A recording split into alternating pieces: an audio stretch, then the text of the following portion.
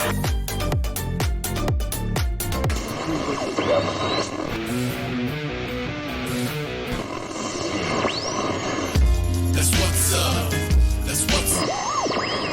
I sound okay? Yeah, you sound bodacious, babe. Thanks, honey. If I was the president, I'd be Abraham Lincoln. Rupert, you're being recorded? Oh, thank you for telling me, as you are legally obligated to. Yep. To avoid any legal snags. I don't want you to feel like I'm violating you in any way. I kind of want to feel that way, though, so if we could make that happen, I'd maybe appreciate it. Alexa, how do I give a digital reach around? Google's COVID-safe Blumpkin. Yeah, so I'm fucking ready to go. I have zero things prepared. The only thing I did was Scryfall search how many creatures were printed with power or toughness more than 10, because I was curious. Huh. A lot. Why is that? Crab people. Looks like crab talk like people. Or the crab meme, the fucking dun dun dun dun dun dun dun The dun dun. bounce crabs, yeah. That should probably one of the intro songs. I like that already. Also, you need to name this episode Party On. Excellent. Thought about that early this morning. That's my only idea for this whole episode. I actually thought about it, and I was going to name it Death of the Party. Oh, or Life of the Party. What is up, you Rune Crabs? Welcome back to another episode of the Fetch and Shock podcast. I am your host, still waiting for a call back from Stoneforge Mystic, Tyler, and joining me is a special guest, Avenger of Zendikar's stepbrother, Rupert. Rupert, what is going on, man? Oh, I'm just kicking back. I'm going to be on the podcast for a third time, I guess. I love that at the end of your first appearance, you said, "Oh no, I'm just going to never be on this again." Yeah, I even called it some shit or the shit too, which is accurate. But here I am. You insulted the podcast. Me being a good friend, just decided to have you on another 2 times. Yeah, the whole good friend thing is subjective, but that's cool. I mean, we can move on from that. I'm speaking my truth. Okay. Your truth, yeah. One man's truth is another man's not truth, I guess. Yeah, that math checks out. Mm-hmm. What have you been up to, dude? Nothing, just working, looking at some magic shit, playing Borderlands, living life. Oh my God, Borderlands. Yeah, it's a game. Did you ever hear of her? Yeah, talk about the greatest franchise of games ever. Yeah, we could, but we might as well start the Tyler Rupert Borderlands podcast, because that could go for a long time. Oh my God, dude. I might be able to talk about Borderlands longer than I talk about Magic. In some realms, for sure. I fucking love that. I love both of these. Real fucking nerdy into that shit. Yeah, I am a child. Oh yeah. I'm the farthest thing from an adult. That's why I play a child's card game and I talk about video games. Yep. Play with cardboard and plastic. It's just my life. I don't see what's wrong with that. Nothing. Only God can judge me. Well, dude, we're talking about games. We might as well talk about Magic the Gathering. That does qualify as a game, right? Yeah. If skateboarding's a sport. No, I play skateboard. Skateboarding is most certainly a sport. Oh, okay. Well then, yeah, right on. This is a game then, sure. Absolutely, it's a game. And we got new pieces for the game. Yeah, we have like 280 new pieces for the game. Is that actually the number that's in the set? I don't know, but it's not 280 new pieces exactly. I mean, reprints and shit, but it's 280 like virtual new pieces. I mean, there's something like that. There's no repeated arts, I don't think. So not de facto, I saw, honestly. Yeah, it's 280 at least new art pieces. New somethings. They're definitely new somethings. Yeah, we're talking about Zendikar Rising. We're finally sitting down and doing a Zendikar Rising spoiler review. I have input. I'm not going to say it's like educated input or like while input, but you guys are already this far into the podcast. Like, you might as well listen to the next hour plus. That's true. Yeah. Like, you've already committed. Just the sitting down to start it. Right. That's the step in the door. You might as well just walk through it now. Mm-hmm. Well, Rupert, I did want to have you on for this because you like deck building. You do have a unique angle that you look at cards. Word. And I do honestly check these out a lot of the time while sets are coming out. I always follow spoilers because I do like limited runs and playing like a lot of drafts. So being at least like slightly knowledgeable in the format that you're drafting or playing some sealed event of is definitely beneficial. Oh, without question. And the one thing that I think is the most beneficial going into a limited format is just being well versed in the mechanics. 100%. So why don't we just take a look at the mechanics for Zendikar Rising? Okay, let's do it. First off, let's talk about the returning mechanics. We have both kicker and landfall coming back, and I could not be happier about it. Yeah, both solid mechanics. They've been around since before original. Landfall came around with OG Zendikar, Correct. but Kicker's been around since way before that. Yeah, I want to say like Onslaught or something was its. I don't fact check me on that because I don't think I'm right. Yeah, But please don't. We're gonna say, just for the sake of nobody fact checking me, Onslaught was the first time the Kicker was around. Yeah, that's a 100% accurate fact. Yeah, nailed it. And nobody's here to tell me I'm wrong, so that's perfect. Yeah. So, what are your thoughts on both Landfall and Kicker? Both of them are super viable in formats that I'm in love with. Like Kicker's so great in limited, just having that versatility in a card. It's great in Commander, obviously, being able to play shit early game or having that same versatility late game.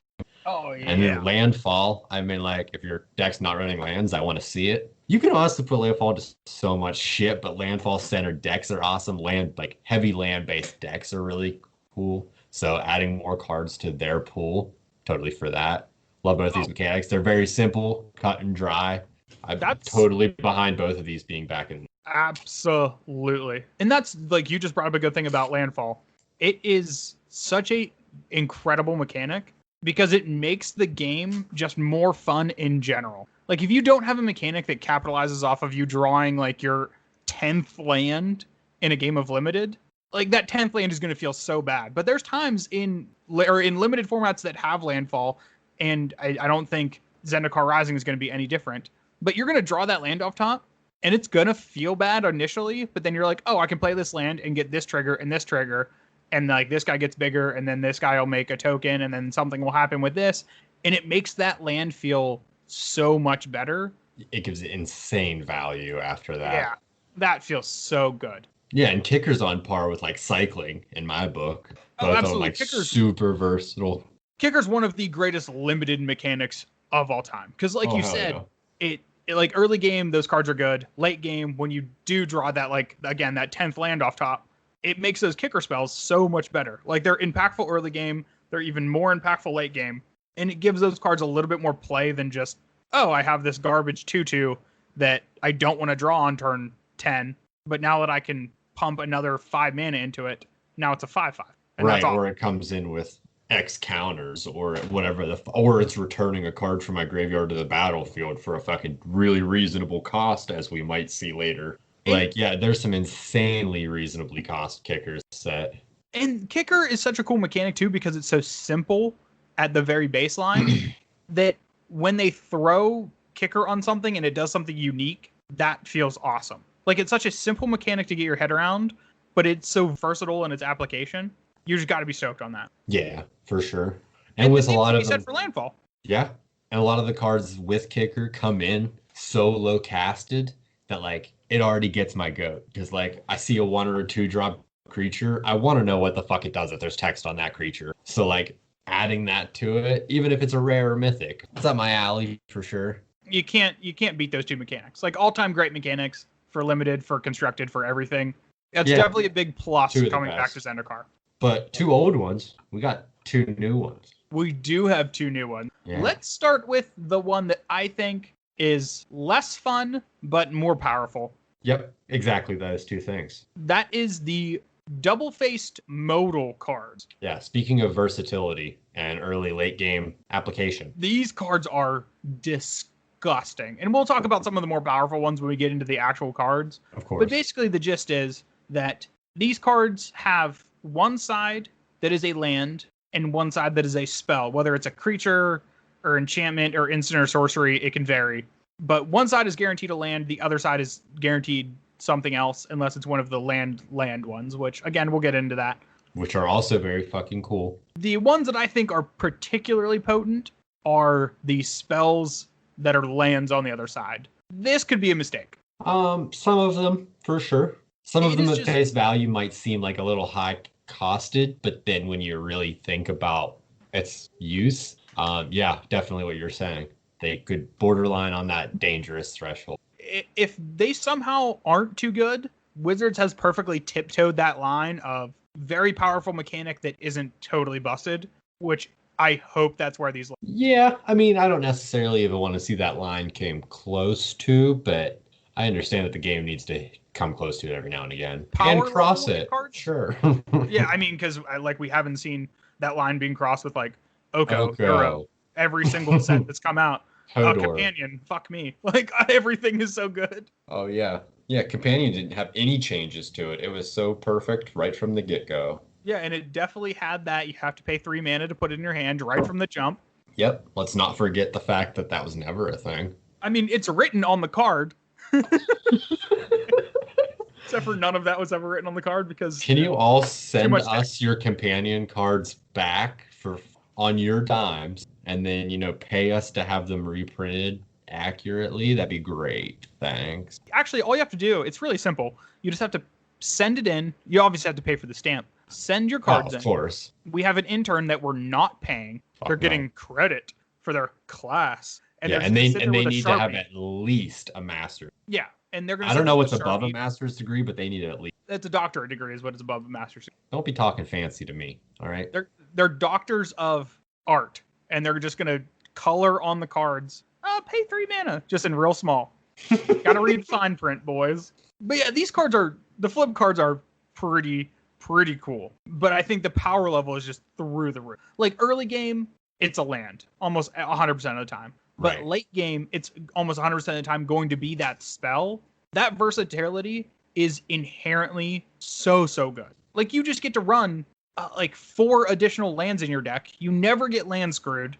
And then when you don't need the land, it's just a fucking Wrath of God. Or it's a Wheel of Fortune.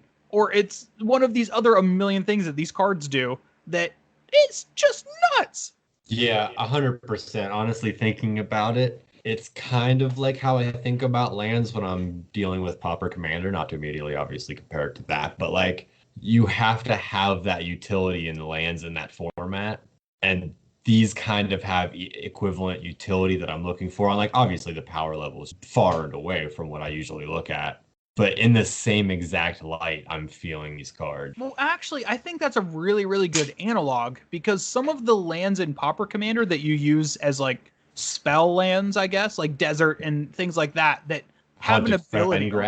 Yeah, Haunted Fengraph's a perfect example of lands that have an ability that's you're playing that land more for the ability than its mana source. These are a really good analog for that because the abilities on these lands, which is actually just the spell side, is up to snuff with the power level of constructed, whether it be standard or pioneer. Or some of these cards, in a lot of cases, might even be modern or legacy playable, where those lands that we're talking about on Pauper Commander, because the inherent power level of those cards is a little bit lower because we're playing commons, those fit into that a lot better. Most definitely. Yeah, I like lands. I always liked lands, and I always like the idea of having a good toolbox in your deck and to be able to combine the two. I just love it. Well, again, these are Snap-on brand lands because they are quite the tool. I prefer Craftsman, thank you. They're Milwaukee brand lands then. Ooh, Makita. Welcome to the Fetch and Shock Tools podcast. Yeah, Fetch and Shock high-end power tool brand podcast. Next week we'll be reviewing the Craftsman socket wrench set. Yeah, hell yeah. The 2021 release. We got it early, boys. We'll be comparing the Cobalt and DeWalt power saws. But in the meantime, we're going to be talking about Party, the more fun, less powerful mechanic from this set. Oh, you like to party, dude? I fucking love to. Actually, I hate to party and go outside, especially right now. But like even not right now. I've been talking about that with people at work, and they're like, yeah, this COVID should start to like especially get to me being so far into it. And I'm like, yeah, honestly, I like staying inside and not dealing with people. So this is still fine. Like 7 months later, I'm doing all right. Yeah, the introverts are really thriving right now. Yeah, everything's fine. I'm still riding high off the Steam summer sale. I don't know what everybody's bitching about. I don't know why everybody's complaining about the pandemic. I have all this time to play these games. Yeah, you guys know new Magic sets coming out though, right? Like, it's gonna be good. Commander, play Commander. Yeah, hey, fine. That's right. If you want to have a real party, Commander's where it's at. But also, if you want to have a real party, I'd imagine you'd be able to do a good amount of it in Zendikar Rising with the party mechanic. You get your favorite cleric, your favorite rogue, your favorite warrior, maybe your favorite wizard. You hang out. I love this so much. I could talk about party for probably the entire podcast. I love our old RPGs. I love Dungeons and Dragons and tabletops, and this, especially with the 2021 timeline that came out recently, with the Dungeons and Dragons crossover set coming out next year.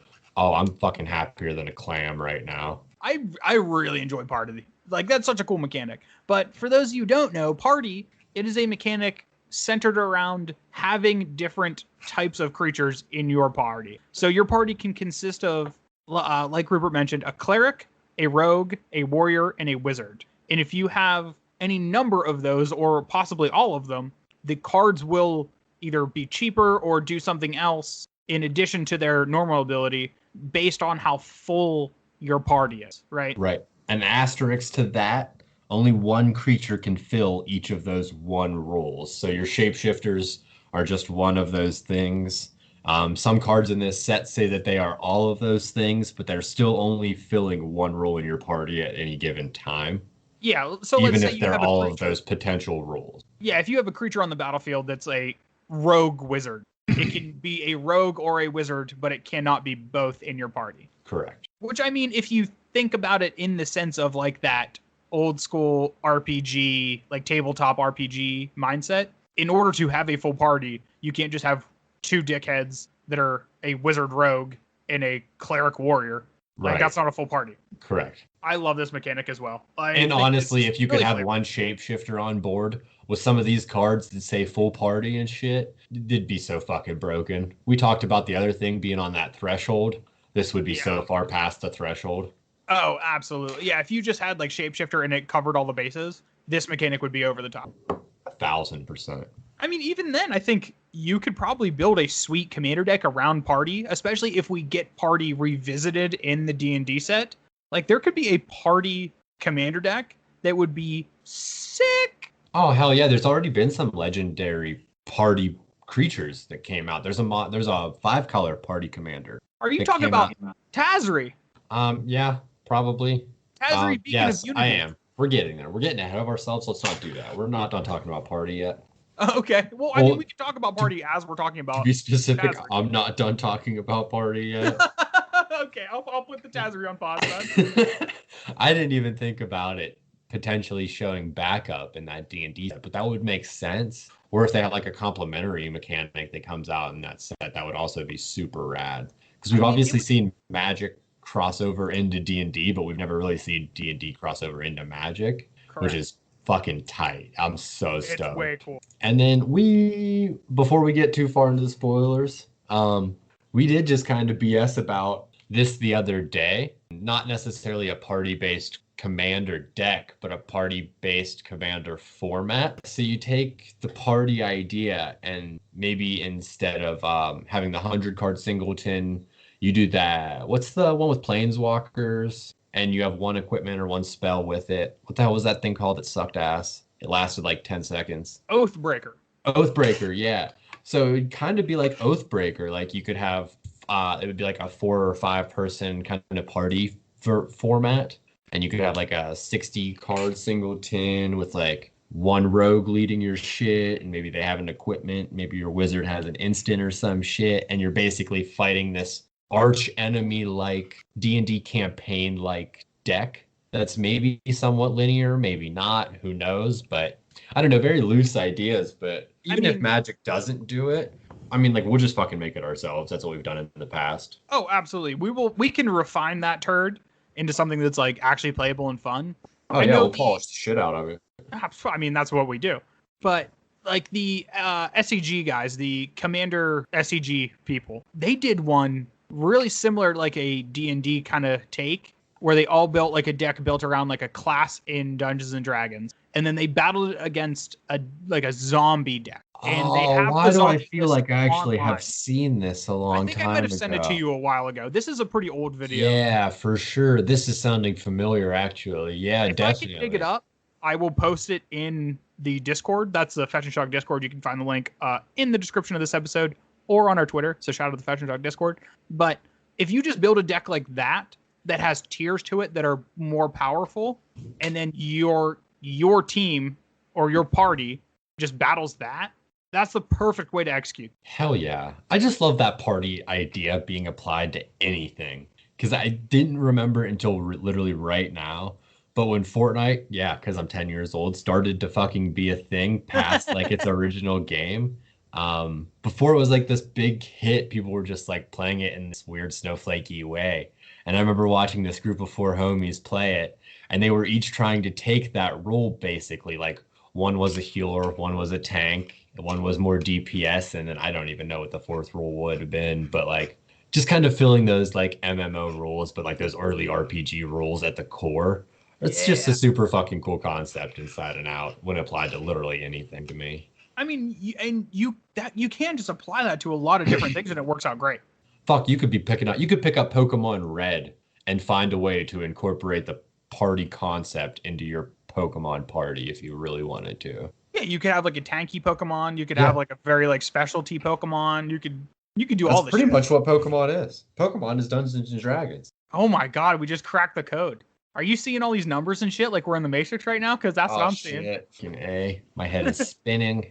But yeah, well, speaking of party. Yeah, I'm done talking about party. Let's talk about I think the flagship mythic when we're discussing party. That is Tazri, Beacon of Unity. Right on. She is sick, man. Yeah, she is. So she is 5 mana, 4 and a white for a 4/6. She's a legendary creature, human warrior. She says this spell costs 1 less to cast for each creature in your party. So she can cost as little as 1 white mana, which is sick. And for either 2 in a blue, 2 in a black, 2 in a red, and 2 in a green, you look at the top 6 cards of your library. You may reveal up to 2 cleric, rogue, warrior, wizard, or ally cards from among them. Put them into your hand, the rest on the bottom of your library in a random order. Yeah, pretty good. So you got a full party. You just paid 1 mana for a 4/6. Who cares what it says after that? If it said anything at all. But it does have more text, and that text is super fucking relevant and diverse. And the option to play the colorless or colored mana on that, super fitting. Oh yeah, because then you can kind of tune your deck to a way where if you don't really want to play red, you could just play 5 color minus red. I definitely see people playing this as their commander very soon. I definitely want to party with Tazri. Hell yeah. That seems like a lot of fun. All right, so we just start going down the line then? Is that what this is about? Yeah, I mean, are there any notable like white cards that you wanted to talk about? Almost never. It's a stupid color. Wow, dude. Pew, pew, pew, pew, pew. Ouch. My feelings. No, I mean, I see cards like Angel of Destiny and like whatever. It's a mythic. It does crazy life things. I'm just with cards like this, I just don't really care. I mean, it's probably a good card. It doesn't fit anywhere into my life. The fact that Angel of Destiny has the I win button on it, that's pretty slick because you don't really see that super often, especially on white cards. That's true. And the way that it does it is pretty cool too. With the group hug, like the minor group hug aspect. Because it's making your opponent gain that life too. Well, the thing is, the way that this card works, the text says whenever a creature you control are they just netting 0? To a player, you and that player each gain that much life. So the damage is dealt, and then they gain the life back, so that's net 0 for them. Oh, fuck, I didn't even think about that. Yeah, I smooth so you're just gaining life. That. Yeah. So it basically gives all of your creatures life link, and it deals 0 damage to your opponent. And then when you have 15 higher life than your starting life total, if the angel hits an opponent, which it's a flying double striker for 5 mana, that's pretty good. Yeah. They're dead. All right, fair enough. Yeah, it's still cool, but there's cooler shit. I think the card's extra cool, but again, it's like if you're into angels, you should be into this card. Big dragons, big angels, they're badass. They're cool. I'll play them. Yeah. But let's talk about one of these potentially busted modal lands now. Speaking of angels, but much more on par with what I'm talking about. Yeah. We're talking about Amiria's Call and its flip side, Amiria Shattered Skyclave. Yeah. I think this card's pretty dumb. This card's pretty busted. Even so, at 7 mana, is this... I mean, obviously it can come in untapped. This will still be played. I can definitely still see this being played in a lot of formats. Definitely a land and commander. I mean, naturally. I think the power level in this card, besides the inherent, like, oh, you can play it as a land early, and then when you have 7 mana, you can cast this very powerful spell. That's obvious across the board with all of these. This one I think is particularly powerful for control reasons, because when you play the 7 mana spell, you get 8 power and 8 toughness worth of creatures separated into 2 4/4s, both of which have flying, and non-angel creatures you control gain indestructible until the end of turn, or till the end of your next turn. Right. That's not irrelevant text. Honestly, the second part is more relevant to me than the first. Like, you could do this, like, play this pre-combat, and then attack with whatever you have on the battlefield. It's not going to go anywhere. You have 2 4/4 blockers if you need it. And even if this card just for 7 mana gives you 2 4/4 flyers, that means your opponent either has to have a Wrath the next turn, or they have to waste 2 removal spells to kill both of your new threats. Yeah, fair enough. This card's pretty good. It's a lot of mana. It's still under curve, but that's still so much mana. Yeah, but I think that's where the payoff is, right? Like, you get to play the first and maybe second copy that you draw as lands. True, that's but true. But then that third copy, that's 4/4 angels. The fourth copy, that's 4/4 angels. Like, get after it. All right, you got me. And the art is impeccable. Oh, the art on both sides is incredible. Yeah, 100%. We'll get into it more, but there's definitely a lot of good art in this set. Oh, yeah. Well, speaking of another good art and also another incredible Magic the Gathering card, could we just take a moment to talk about the only potentially Death and Taxes worth card in the entire set? Oh, the one that says hate your opponent? Yeah, that's the one. We're talking about Archon of Emeria. Yep. My dude. This card is sick. Yeah, I figured you would say so. Actually, I wanted your opinion. I didn't figure you'd say so. I figured you'd have an opinion on this based on Death and Taxes. I have a very strong opinion on this. Let me give you the good news first. The good news is it's a white creature. It has flying. And it says each player can't cast more than 1 spell each turn. And non-basic land your opponents control enter the battlefield tapped. Now, those 2 abilities are on cards that have seen play in Death and Taxes before. Both in Eidolon of Rhetoric is the first ability, and then Thalia, Heretic Athar is the second ability. So jamming those into one body, pretty efficient, right? Like that just covers 2 bases that you had to use 2 separate cards for before.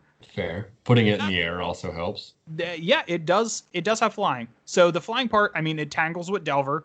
Like, I'm okay with trading with Delver. That's okay with me. Now let me talk about the bad news.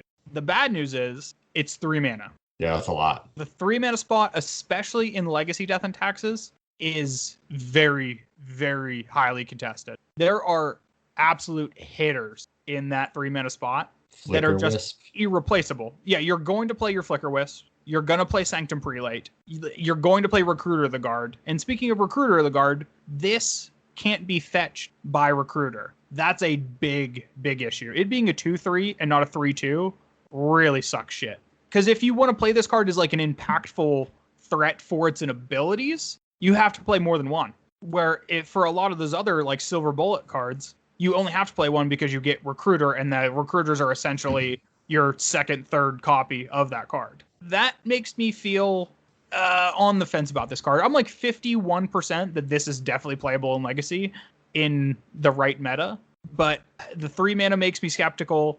The fact that you can't recruit it, skeptical. I will be testing this, but I do not have incredibly high hope. Fair enough. Keep me posted. I'm always interested to see how your deck's going. Absolutely. Also, could we just give a shout out to Ryan Pankos, greatest artist of all time? Did the art for Archon of Emeria. A big fan. Yeah, I see that he also did Angel of Destiny. I like her wing. Oh, yeah. He did a lot of insane art in this set. Which, I mean, every single thing he does is insane, so what do you expect? The goat's gonna goat. Fair enough. I don't know that we were talking about Omar Rayan, but that's okay. Oh, does he have any art in this set? No, but he's the goat.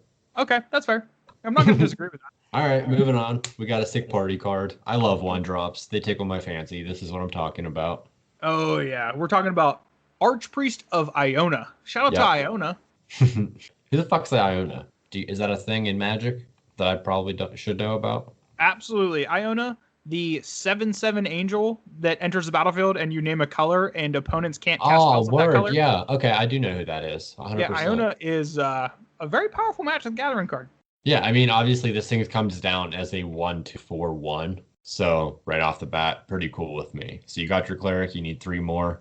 It does at the beginning of combat on your turn. If you have a full party, target creature gets +1/+1 and gains flying until end of turn. Well, if that's your banger, that's just like you need to get in with something. There you go. I mean, cute little 1-drop. Gains flying. Yeah, pretty good. That's pretty good. And like, let's live in the Magic Christmas land, right? Where you do have a full party, so you have this guy and then also a warrior, a wizard, and a rogue.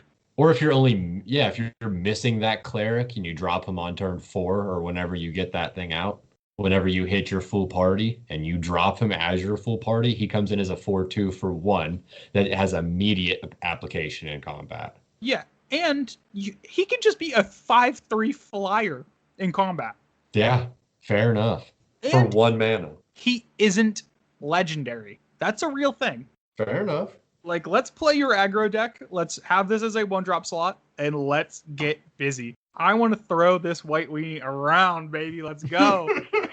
Yeah, this card's what's up. I really like that card. Hell yeah. All right, keep us going, brother. All right, the next one I want to talk about is Legion Angel. I really like this card. It is a big, beefy version of the best version of Ancestral Recall, which is Squadron Hawk. Yeah, Squaw, of course. Squaw! 100%. Yeah, Squadron Hawk, the better than original Ancestral Recall. Right, because, you get a creature out of it. Yeah, you can just draw 3 creatures instead of just drawing 3 random cards. Because what's better than drawing a random card? Knowing that you're drawing a flyer. Right. Well, you don't even have to draw one here. Yeah, this card is sweet. 4 mana for a 4/3 flyer, and when it enters the battlefield, you may reveal a card from outside of the game named Legion Angel and put it into your hand. So you just shove these bad boys into your sideboard, play this one, and then just repeat the process. Yeah, pretty good. I'll tell you what, a 4/3 for 4 flyer that draws you another 4/3 for 4, that's some pretty thick power level right there. Being an angel, relevant. Being a warrior, relevant. I was just about to say, it's a weird world where we're just like, angel, yeah, I mean, that's a cool creature type, but did you see this thing as a warrior? Like, what a world we live in. Yeah, hell yeah. That's so... I like this Luminarch Aspirant. I mean, just a 2-drop for 1/1 with a pretty awesome ability. Yeah, I like that card a lot. I also like Maul of the Skyclave, just because if they start printing equipment that say when it enters the battlefield attach it to something, sign me up. Yeah, I do really like that. Like, just throwing that ability on an equipment just makes that equipment so much better. I mean, look at Living Weapon. Living Weapon is such an incredible ability to put on equipment. Hell yeah. Because it just immediately makes it an impactful card. Like Batterskull would be unplayable if it didn't have Living Weapon. But because it does, that card's insane. Yeah. Now, Maul of the Skyclave, not Batterskull. And I'm not going to try to tell you this, because it isn't. But it is sweet. And then I think the last white card that I really wanted to talk about was Ondu Inversion, which its flip side is Ondu Sky Ruin. Yep, it's another high-casted, pretty fucking good flip card. Yo, yeah. This is the flip side is a land that enters the battlefield tapped, and it adds 1 white. And the spell side is 8 mana, destroy all non-land permanents. Yeah, gotta love that. Gotta love a good, planar cleansing. I mean, and that's a pretty reasonable casting cost, I think, for something that destroys all non-land permanents. Yeah. I mean, for it being on stapled to the back of a land, for sure. Yeah, that's pretty powerful stuff. I mean, it is important to note that all these ones we talked about already are the face side is the spell, right? So if you get like Thoughtseize, they can Thoughtseize your land away. Fair enough. If you're dependent on that land drop, they can just like, oh, well, I see you're short on lands. How about you don't have that land? Well, are you sure that it can be Thoughtseized? Because the front is always the spell. Yes. Well, I mean, not. I guess Thoughtseize wrong. Okay, hold up, back up. It wouldn't count as a land in your hand. Nope, it does not count as a land So if for something anywhere. specifies land, it doesn't give a shit about your fucking flips. That's what I was trying to think about. It doesn't give a single solitary fuck what the back is. Right. It only cares about the front, and that's why these cards are actually kind of well designed in that sense, because then it makes things like Life from the Loam and shit like that gets lands out of your graveyard. Yeah. It doesn't make them totally busted because there's spells in your graveyard. But the flip side of that coin, if you play it as a land and then have something like crop rotation that sacrifices a land, when it goes to the graveyard, it's the spell. Right. Which, I mean, you can always recur the spell, but you're not recurring the land. Yes. So like let's even say like the Karoo lands, the like enter the battlefield tapped and then you return a land to your hand. If you play one of these lands early because you need the mana, and then have one of those Karoo lands later in the game, you bounce this thing, and then you can just get a spell. It's like play a land, draw a card, kind of, which is pretty good. Yeah, 100%. That's really fucking. Yeah, so and this is just further ingraining the fact that these cards are very, very powerful. Yeah. But how do you feel about moving on to some blue cards? Not just yet. I don't have anything crazy to go into. We need to talk about Canyon Jerboa. This thing is just cute. I don't care what the card says. This thing's adorable. So check it out. That's all I have to say there. Fearless Fledging. Looks like the chicken from Moana. So also check that out.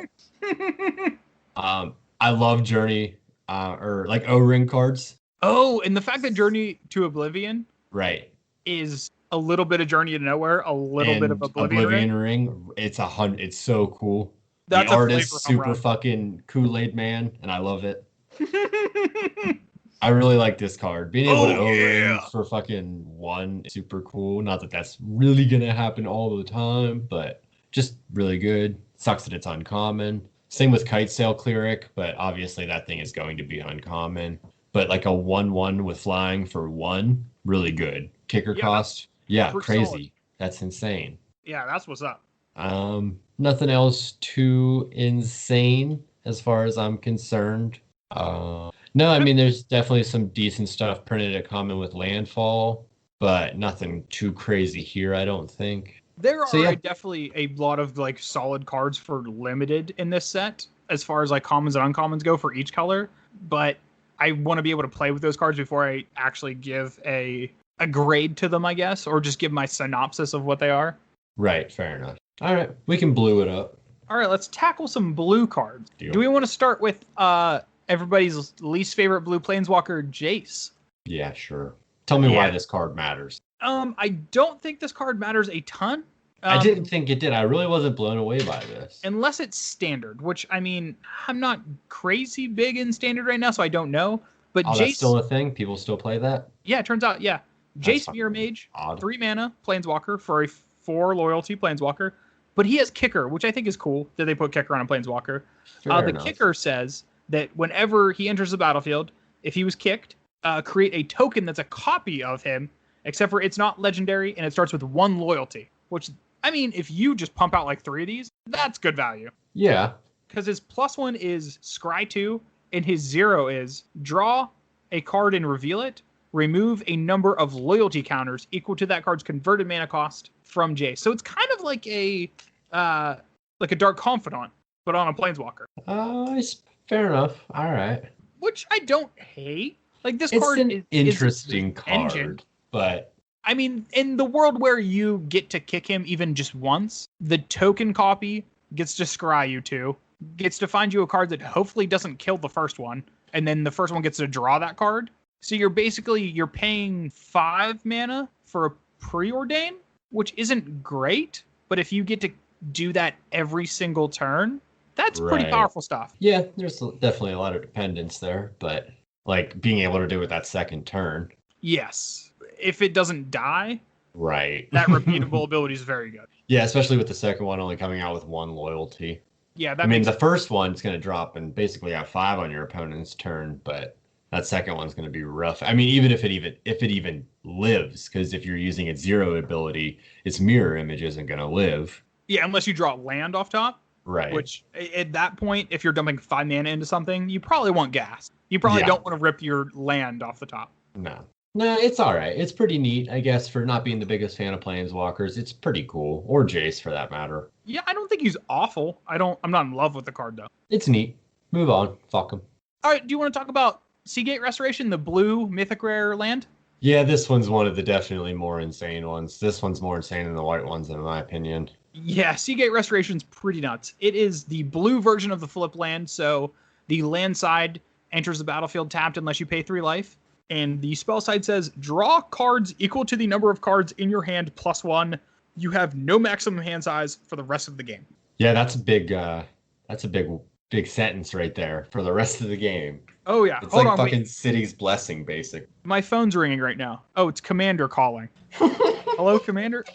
Yeah, Seagate Restoration is now a staple. Okay, cool. Yeah. Okay. Yeah, Commander just confirmed with me that card's going to be very good. Yeah, Goldfish is saying that these are $7.78. I can see that going up. Yeah. And pre-release Not a prices lot, usually go not down. a lot. I'm not crazy about this shit. But like you said, it will be a staple in blue. And not even mono blue, because by the time you have 7 mana, you can pull off should have the 3 blue in picks. most Yeah. commander deck. I don't see why you wouldn't be able to unless life's not on your side during that game, then you'll be fine paying that 3 blue. Yeah, and you'll be more than stoked to get no maximum hand size for the rest of that game, especially since you Absolutely. probably just drew like 5 to 6 cards. I Yeah, mean, I'm going to play very this good. in my Simic Commander deck, and drawing double the cards in my hand is going to be me like drawing like 20 cards. Yeah, fair enough. That's going to feel pretty good. But let's talk about the last mythic rare in this, the blue mythic rare in the set, Seagate Stormcaller. Yeah, this is This card's pretty legit. good. This card is legit.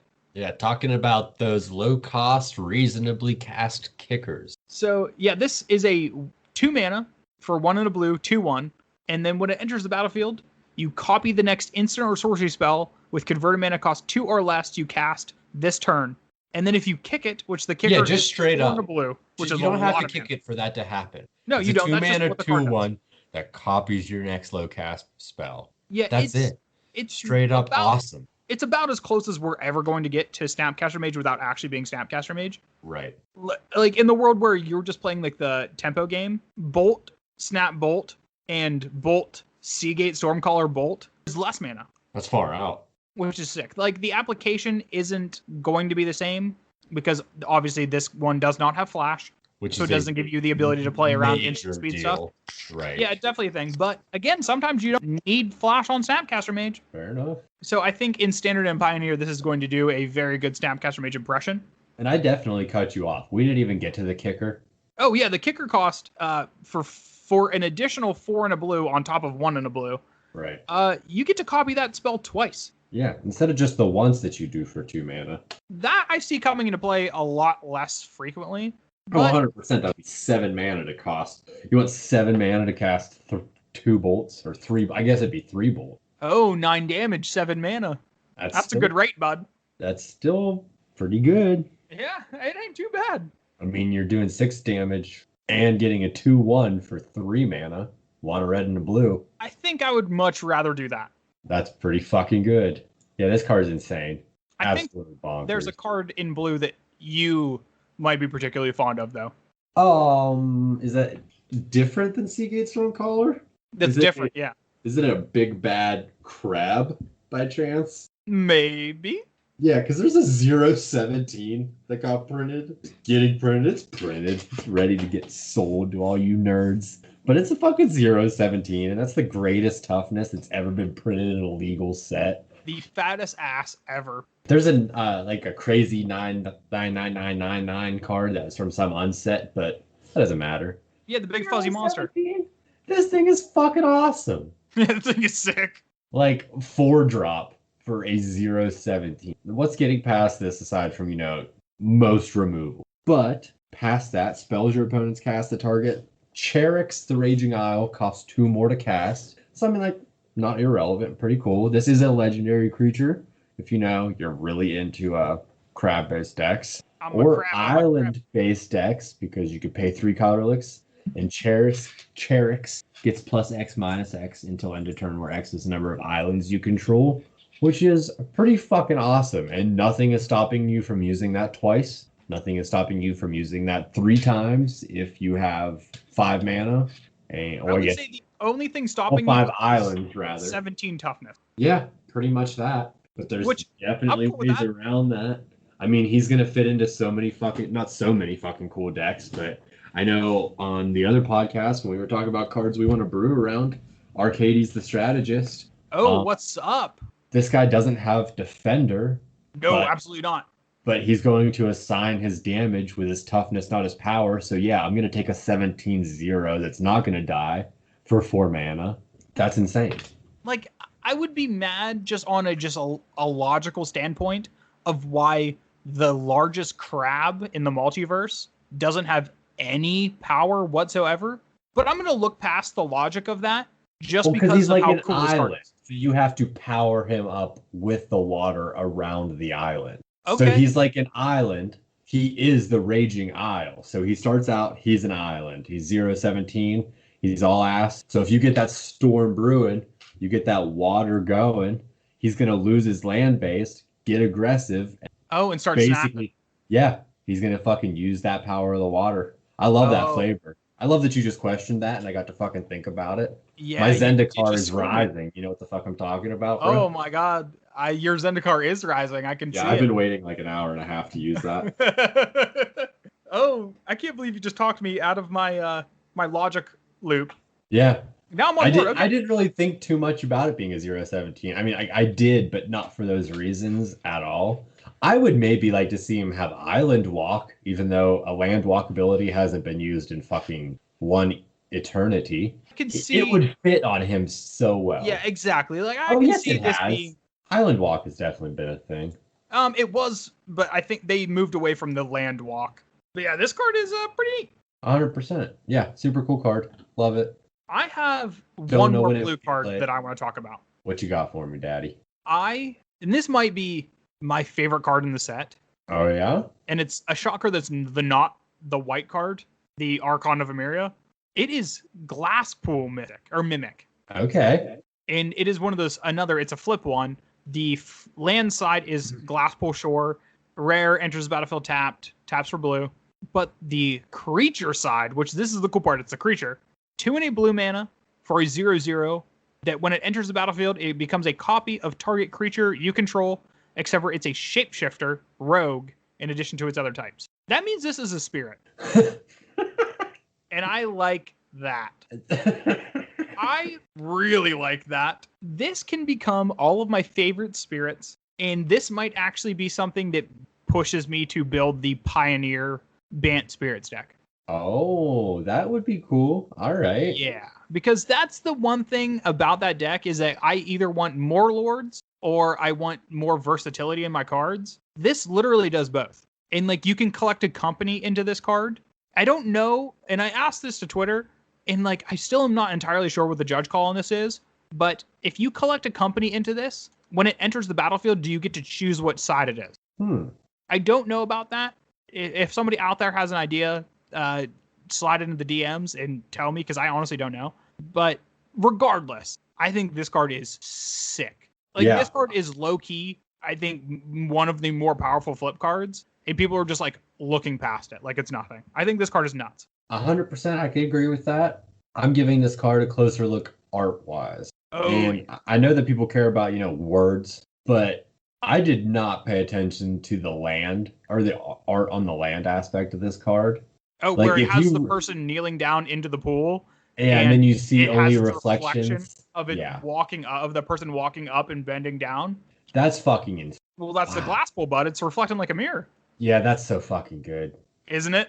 I was just going on the other day too. I love cards from top to bottom that just work. From like name to art to ability to flavor, like everything just makes so much fucking sense. And this is one of those cards that just super fucking does it. Past and possibility come together in the vastness of infinite reflection. What a cool flavor text. Yeah, this card is just a story in and of itself. Yeah, which is gorgeous. So great blues, great landscape. Everything about that fucking card is really good. I'm on board with you. Great ability too, but that art just, man. Yeah, that's again, it is a front runner for favorite card in the set. Unbelievable it's not a white card, but that's where we're at. Fair enough. That was the last big one for you in blue? Yeah, is there any other blue cards that you want to touch on? I can definitely see Thieving Skydiver being in a lot of commander decks just because general artifact is pretty good. I mean, everybody plays artifacts in commander. Being able to steal an artifact is pretty awesome, Yeah, give me that artifact. especially with a flying creature on top of it. The art's cute. I mean, 3 mana, 2/1, give me your Soul Ring. Okay. Honestly, maddening. I'm gonna fuck this up. Cacophony. Cacophony. Yep, maddening this dude. That's a pretty fucking good mill spell. I mean, the only thing that comes close to that I can think of is the one that does 10 for a blue-black or whatever it is from like You're original thinking Ravnica. Glimpse the Unthinkable. Yeah, that card's really good, and it was expensive as fuck for a really long time. Yeah, Like this is like a with the kicker card is like a combination of that plus the one that's like 5 mana, which just straight up says the second part, which I guess I traumatized. could, yeah, I guess I could explain this card. This is a 1 and a blue for a sorcery that says each opponent mills 8 cards. Fucking Glimpse does not say each opponent. So that's pretty No, it awesome does for not. commander. And then it has a kicker of 3 and a blue, and if it was kicked, instead each opponent, again, each fucking opponent, mills half their library rounded up, which is just fucking far out. Oh Like yeah. very cool. I was never big like the biggest mill player, but always definitely like a sideline fan of the type of deck. And so yeah, this is a cool fucking card. I Yeah, definitely want to see decks that this is in. this goes into Una like a glove. I love it. The fact that, like you said, it says that's insane. Yeah. Glimpse the Unthinkable does not have each opponent. That's just target player. And Traumatize, which is the second half of this card, does not do each player or each opponent. It is just target player. So that's what's up. Oh, can we also talk about potentially better Hedron Crab? Because that's No, relevant to me. it is worse Hedron Crab in every capacity, but yeah, we'll talk about it. Why is it worse? Because I haven't seen Hedron Crab in a long time, and I did not look it up. Rune Crab can only mill an opponent, cannot mill yourself. Correct. Which I think that is strategic, because if you just had 8 copies of a card that when you play to land mills yourself, that is busted. That is Fair disgusting. enough. But like the last spell, this one also does each opponent instead of just one. So, I mean, different decks, different ways it's being played, it's better than Hedron Crab. But Yeah, other ways, it's definitely not. I get that. Correct. If you're using Hedron Crab to be a degenerate, then this card's not going to do it for you. But if you're doing Hedron Crab for the fun of it, then Rune Crab's right up your alley. Fair enough. Into the Royal being reprinted. Oh, shout out to Into the Royal. Big fucking fan. Yeah, I play that in almost every single blue pop or Pauper Commander deck. It's really good. Yeah, and that's gonna be mucho goodo and limited too. Yeah, I mean, at some point we can talk about these showcase promos, just because in general there's a lot going on to them, but they do it in a really smooth way. I'm not usually about these like over the top cards that they've been printing recently, like in VIP sets and the master shits and all that. Like they're very hit and miss, but mostly miss. But the borders on these cards, the colors, everything going on with these showcase promos look really fucking good to me. They are tastefully done. Yes, that's a great way to put it. I don't care about the full art borderless bullshits that are just super lazy extensions. I do not give a flip about those, to be honest, but I really like these showcases. I do really like the showcases too, especially like the text box. It's not like a full borderless card with just a clear text box. It does have some of like that definition inside of it with like the hedrons. Right. That's a nice touch. Oh yeah. It's a nice touch. It's super nice. And it works into the border super duper well. Yeah, so shout out to those, because I do really enjoy them. Moving on up. Move on to some cards of the black variety. Yeah, we might as well. Let's just stick on the trend of starting off with the dumb mythic rare flip land. Sounds good. Yeah, this one, the art gives me big Death Cloud vibes. It's like looking into the river Styx in Disney's Hercules movie. Oh my god, you're so right! It looks just like it. I'm gonna reach my hand in there, and then my hand's gonna fucking start developing wrinkles and shit. Yeah. That's so right! Hell yeah. What a good fucking movie. Yeah. 2 thumbs way, way up. That's a Hercules joke within a Hercules joke. We need to move on. Yeah, let's talk about the card, I guess. I guess. Adim's Awakening? Agadeem? Fucking, why you gotta do this to us, Magic? I don't know, we're fucking illiterate. Yeah. A's Awakening. Yeah, A's Awakening. So A's Awakening is black X for a sorcery. It says return from your graveyard to the battlefield any number of target creatures that each have a different converted mana cost, X or less. It's a fine card.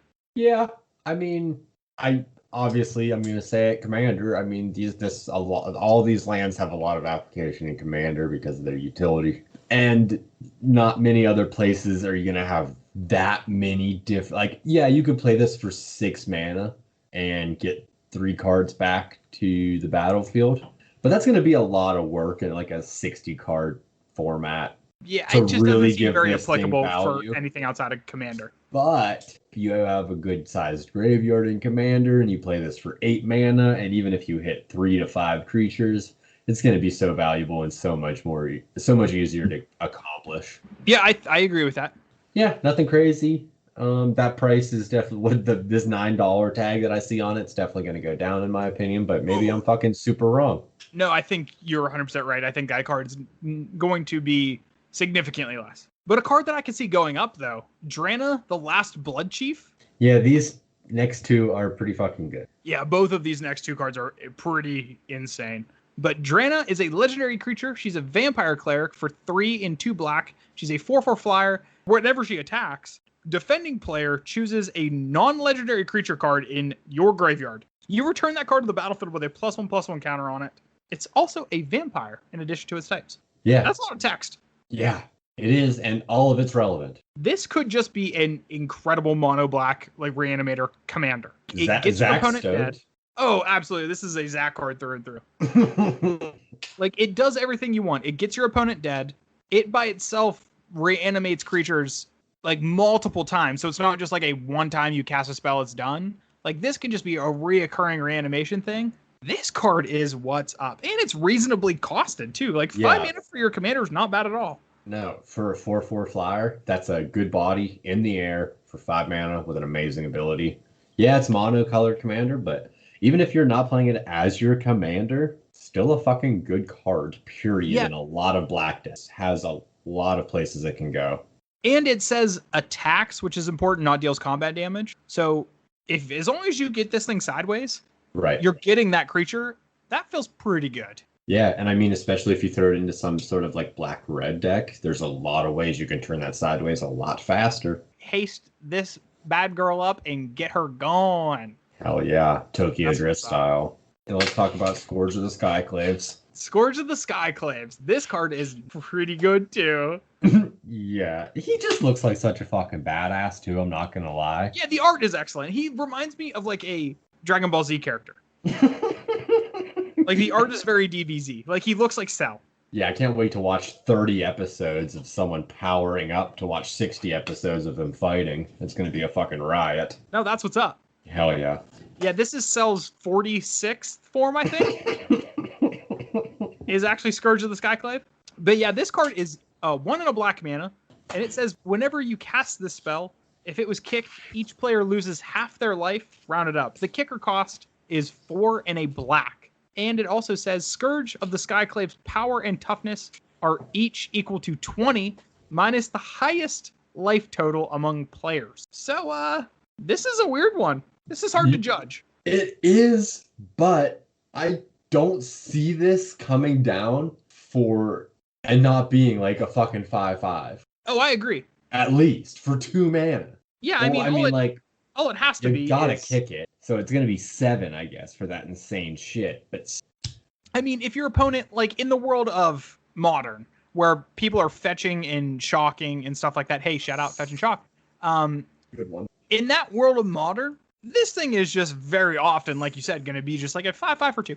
Yeah, 100. Yeah, I didn't even think about that. I was trying to put the card together in segments, but not fucking necessary to be relevant. Yeah, honestly, the kicker cost is pretty superlative in corner cases where it's just like, oh, your opponent's at like 6 and you just like half their life total and bolt them. But like, I don't actually care about that. I care about this thing coming down as like a big fat body, like a Death Shadow for just 2 mana. I'm trying to think of ways that are there things that bolt you and your opponent simultaneously?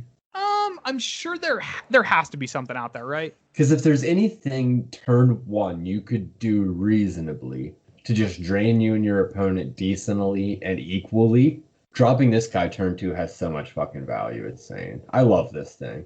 I can Again, see that $11 going up if someone figures out the right spot in a good format to play this, which I mean, I see happening. that's the thing, right? Like Death Shadow, when it came out, everybody was just like, whatever, and then forgot about it for like a decade. Right. And then somebody built the Death Shadow deck in Modern, and now Death Shadow's a mainstay. Yeah, it's a really good fucking deck. And like, obviously people see these kind of cards and know that there's potential. It just takes some time. Yeah, to work out the kinks. Right. And it just takes the right format or the right bumps in formats or the right gaps to be filled in those formats. Yeah, I'm excited to see where this guy goes, for sure. Agreed. Now, the next card I want to talk about. I wonder what it is. It is actually, because we mentioned that Drana was a Zach card. This next card is a Zach card through and through. Yep, because I know what we're talking about. We're talking about Nighthawk Scavenger, my dude. Yeah. Let's take it back to Innistrad. Nothing about... Oh, no, it is Zendikar. Oh, my God, I just remembered it was originally printed in Zendikar. Oh, yeah, it was. Innistrad. Oh, my God. Mr. Vampire fucking Nighthawk. Here's a better fucking version of it. Why not? Vampire Nighthawk was such a solid uncommon. I remember being younger and looking at that card and being like, this is the most powerful Magic the Gathering card ever printed, ever. Like, fly, death touch, lifelink for 2/3 for 3. Yeah, it doesn't really get much better than that, except for now it does. Yeah, now it fucking does. It's a Tarmogoyf, Nighthawk Tarmogoyf. It is Nighthawk Tarmogoyf almost exactly, because it's the same casting cost, 1 black as Vampire Nighthawk. It has the same flying lifelink death touch as Vampire Nighthawk. Yep. But it says this Nighthawk Scavenger, its power is equal to 1 plus the number of card types among cards in your opponent's graveyard. So it is just a perfect merge of Tarmogoyf and Vampire Nighthawk. It's so badass. What a very good card. Yeah, this card is super sick. Like, at very least, it's a 3-mana 1/3 if your opponent has literal nothing. Right. But when is that ever going to be the case? Almost never. I see a lot of the time this coming down as like a Tarmogoyf. A Tarmogoyf, I think, on average, is either a 2/3 or a 3/4. So this is coming down, and it's either a 2/3 or a 3/3 or a 4/3. Which is just insane value. Mm-hmm. Especially because it can almost only go up from there. I mean, if it's going to go down, it's going to go back down to probably a 1/3, and that rug's going to be pulled from you.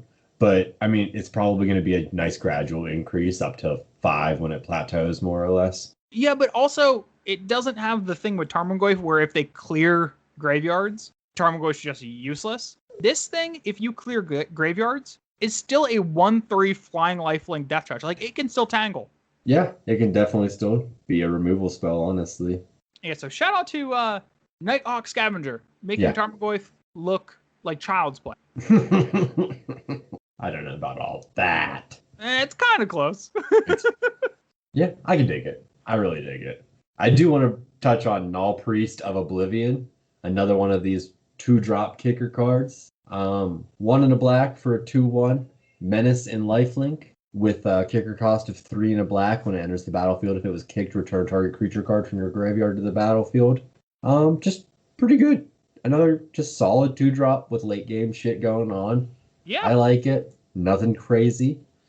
No, this is going to be a very good card in Limited, and I could see it having some application in Constructed depending on where that whole thing goes. Yeah, for sure. I don't know enough about Constructed to get an educated toss into that mix, but yeah, I think it's almost too much mana for it to be a very large player without there being some kind of swing in how Constructed is being played. But I wouldn't rule this card out at all. Word up. Definitely like the art on Soul Shatter a ton. 3-drop instant with that dragon going on, but it's the light colors. That's a very different art too. Yeah, it super is. I need to look more into this Wiley Beckert, apparently. Yeah, shout out to him because his art's sick. Pretty good fellow. Yeah. And then the last black card that I wanted to mention was just the Hagramauling, which is the just rare land flip spell. This one costs 1 less to cast if an opponent controls no basic lands and it's 2 black, destroy target creature. Having a land that's a removal spell seems pretty good to me, so I'm going to say this card is pretty good. Yeah, fair enough. Seems good. We're going to leave that one on seems good. Yeah, what else seems good? Another Wiley Beckert art. thwart the grave. This I looks did like really like the that art. cover of a post-hardcore album that I can't think of right now. You're right. I don't know. It almost looks like those two arts could be like one of the same piece. Yeah, oh yeah, for sure. Like that's just very reminiscent of this guy's style. I don't know if I've ever seen any of his other art, at least in my mind's eye. I know actually there's one other removal spell from a previous set. I think it has Ob Nixilis in the art that looks like very similar to this. I wonder if he did that. I would assume so. Yeah, definitely liking this artist. I'm gonna have to look into this. Yeah, I can dig it. All Yeah, right, that's dude, are you ready probably to it for move black. to some cards of the red variety? Hell yeah. Well, let's start off with a big dumb red mythic dragon. Oh yeah, this guy. This card is pretty good. Yeah, that card's 100%. Leyline Tyrant. For 2 and 2 red, you get a 4/4 flyer, and it says you don't lose unspent red mana at the end of phases. So you can just add all of your red mana. You just never get rid of it. That's not a very red ability. No, it's not. It's but super. now it It's is, a I guess. super white ability, actually. Seems like a super green ability too. Oh yeah, that's what I meant. But also, whenever Leyline Tyrant dies, you may pay any amount of red mana. When you do, it deals that much damage to any target. Yeah, that seems good as well. Yeah, so just bank all of your extra red mana. When this guy kicks the bucket, you dome your opponent for all of it. That seems okay. Seems very okay. That seems, hyper okay. This next card that we're going to talk about, Morog, Fury of Akum. Yeah, that's an insane card. This card makes me want to throw up in my own mouth. Yeah, when it was originally spoiled, I had to reread it like 3 or 4 fucking times because I didn't get it. I got it like the second time, and then the third and fourth time, I just wasn't buying it. Yeah, that's the thing. I think everybody understood the card when they first read it. Right. But because of how absolutely ridiculous it is, they needed to reread it another 3 or 4 times. This card is a 6 mana 6/6. It's 4 and 2 red. It is a legendary creature Minotaur Warrior. And it says each creature you control gets a +1/+0 for each time it has attacked this turn. Now, I know you're asking me, Tyler, why is that relevant text? And I'm going to tell you, it's because this card also has landfall. And it says whenever a land enters the battlefield under your control, if it's your main phase, there's an additional combat phase after this phase. At the beginning of that combat, untap all creatures you control. Yeah, this is the thing. Yeah, I am. That triggers once in a turn. That's fucking insane. But you're obviously not going to be playing this in a deck that's focused on triggering it just once. If it's going to work, it's going to trigger. This thing could fucking trigger. Imagine 4 combats. You play 3 lands in your turn. Do you need 4? Like you probably only need like 2 additional combats. It's like giving someone 100 life sets. It's just like principle. You can do it. You might as well. It's like a cart kiosk. It's repetitive and redundant. It's repetitive. No, but because here's the thing. I don't know if you've ever heard of these things. They're kind of popular in Magic. They're called fetch lands. Never heard of her. Yeah, those are 2 land drops. So in the world where you play this, fetch land, fetch the land. That's 3 combats that turn. Your opponent's dead.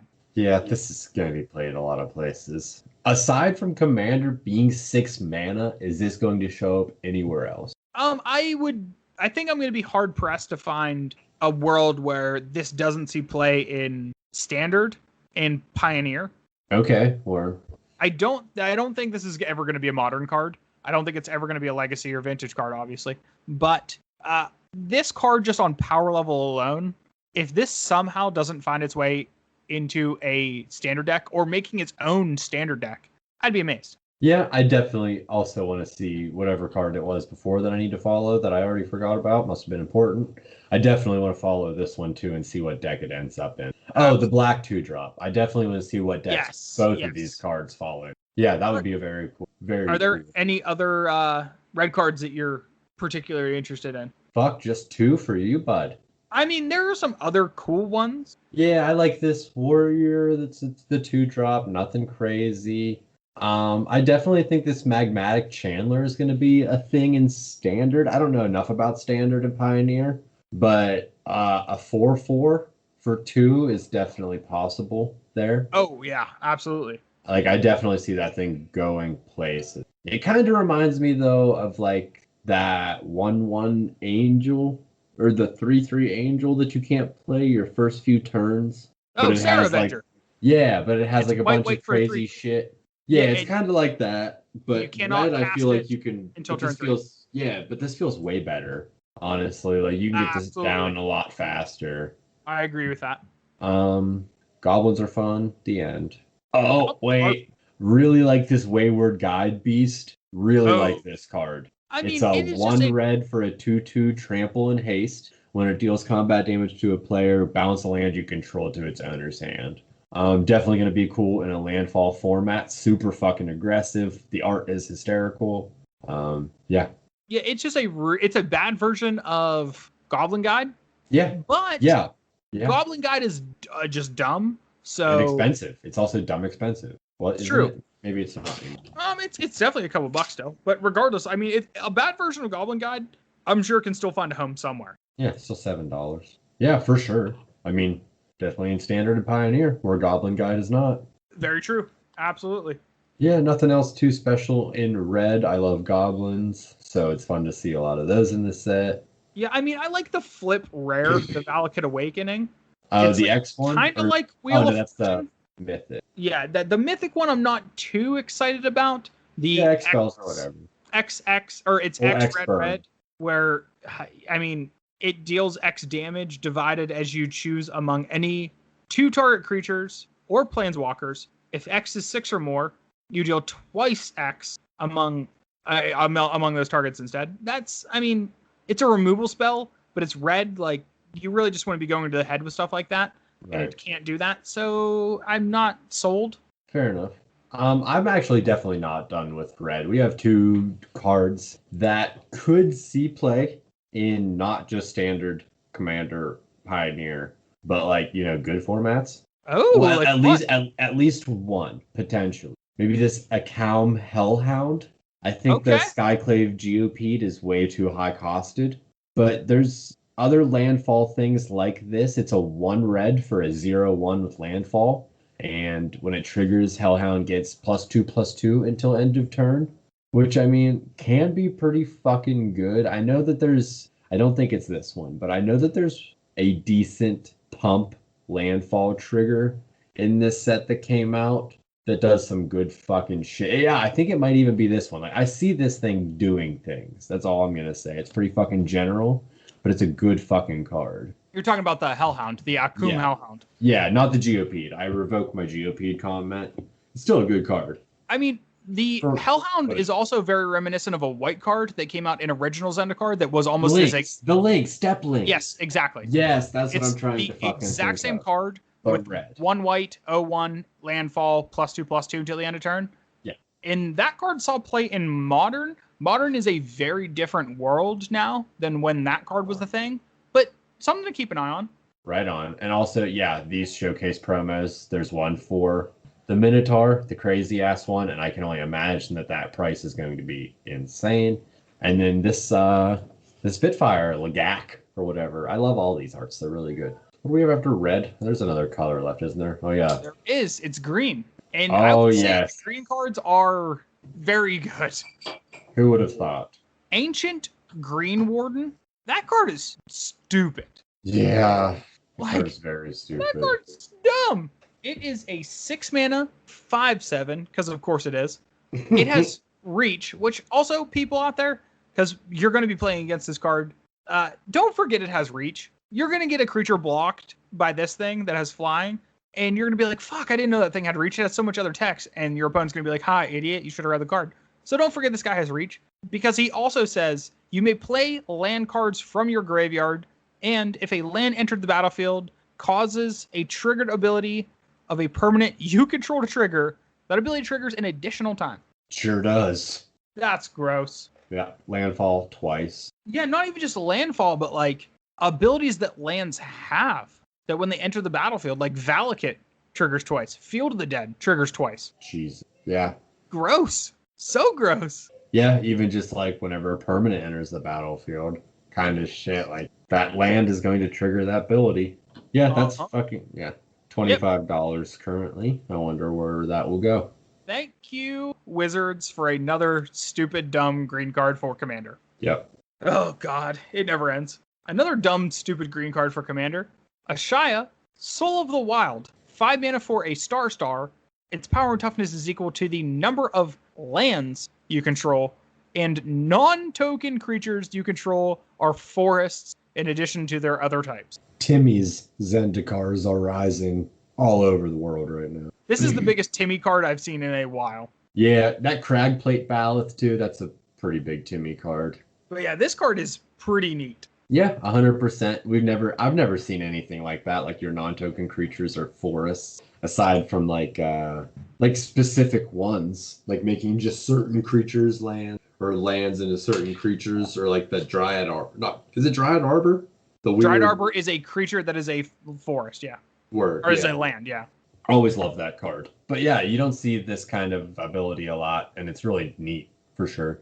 Yeah, I mean, I love unique cards, don't get me wrong, but does it have to be green? Fair enough. It's not Let's really make it even another blowing color. me out of the water. I don't see this in white. Maybe like a blue thing with like water tentacle things, I guess, instead of the ivy. I don't fucking know. I'm just sick of seeing green cards, man. Like that's just where I'm at. Like I don't get me wrong, love green cards. I hear you. They're too much. They have definitely been a lot. There's the green fatigue is real in Magic the Gathering right now. But Yeah, also, because this mythic land from green is also very fucking good. oh yes, let's talk about that real quick. It is Turn Timber Symbiosis. It is a sorcery spell. It is 4 and 3 green. It says look at the top 7 cards of your library. You may put a creature card from among them on the battlefield. If that card has converted mana and costs 3 or less, it enters the battlefield with 3 additional +1/+1 counters. Then you put the rest on the bottom in a random order. Yeah, that's looking at the top 7. That's a lot of cards, It's not a little amount of cards. Like you No. can find a lot of sweet shit. especially if you set it up that way. If you scryed, maybe, who knows? Yeah, or if your deck's just packed with hitters, Yeah, you're gonna find a hitter. which you can do if you're playing a 7-drop green card. You probably have hitters in your deck. I would go ahead and assume that you have some hitters there. Yeah. Fucking bonkers. Yeah, I've grown on the page with you that these lands are pretty insane. Especially being able to come in untapped. Yeah, the mythic rares that can come in untapped are just extra icing on the cake. Don't get me wrong, they're even the rare ones that come in tapped. Some of them are just out of this world. They're good. Yeah, 100%. Also, can we just give a quick shout out to one of my all-time favorite cube cards, Lotus Cobra? Yes, thank you. Because I I'm want to give so happy they reprinted this. a special shout out to this showcase in general. Oh, I know yeah, I've the talked a showcase lot was about these gorgeous. showcases, but far and away the best showcase promo, the best promo from this set, in my opinion, is this motherfucking Lotus Cobra. The colors are in fucking insane. I love this thing so much. If they printed a fucking like shirt or something with this design on it, I'd buy it up. And I don't buy a lot of dumb shit like that, but I love this thing. I love it so much. It is very Lotus Cobra art too, with like the very Yeah. vibrant color. Hell yeah. It fits the card so well. Scoot Swarm. Shout out to the Scoot Mob. Yeah, shout out to OG Scoot Mob. Love that card. Gotta love those low drops. Nothing else. I mean, like, there's obviously some good shit in green. Oh yeah. I'm trying to think if there's anything else that's too crazy, but I'm not really seeing anything else too crazy. I mean, I think I'm happy with the green cards there. Yeah, I like Might of Marasa's art a lot with this like frog in the greens. Big fan of that. Yes, I do agree with that. Ooh, we got Wiley Beckert back for Reclaimed the Wastes. Man, this guy's fucking art is so good. Oh, he's up there, man. He is hitting with He this set. immediately got put into like the second place spot for me. Sorry, Sebby. You're number 3. Oh, I love being there for this revelation of yours. And Not have we only is Zendikar rising, but Wiley's rising too. That's right. on that Oh man, my Wiley is risen. And this Tadru Blightblade, a 1-drop 1/1 with Death Touch, but it's an elf and a rogue. And I think we've only seen this in like snakes and stuff. I'm probably wrong, but the only 1/1 death touches that I can think of for one in green were like spiders and snakes, not elves. Yeah, insects in general. Yeah, so Because seeing there's it like a on an scorpion elf too.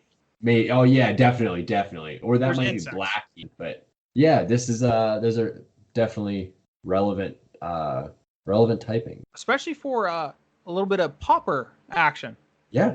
I like the Canopy Ballast reprint. Its art is fucking super good. Yeah, that's pretty good for green. Alrighty, let's move on to some colorless cards now. Okay. There's some artifacts that were pretty bonkers that were printed. And again, Absolutely. guess what format that they would be bonkers in? Who would have thought? Weird that Commander has cards that are really good. Oh yeah, that's the one I was thinking of. Crazy. The one that I saw that was going to be dumb in Commander, I think, Skyclave Relic. Oh, It is yeah. 3 mana, Yeah. kicker, Oh, yeah. 3. It's indestructible, which is neat. And it enters the battlefield. If it was kicked, create 2 tapped tokens that are a copy of Skyclave Relic. And it's just a mana rock that taps for any color. What am I thinking of? Darksteel Ingot? Is this just a Yep. better Darksteel Ingot? It is a much better Darksteel Ingot, yes. Yeah. Awesome. Love it. Yeah, you cannot go wrong with that. Nope.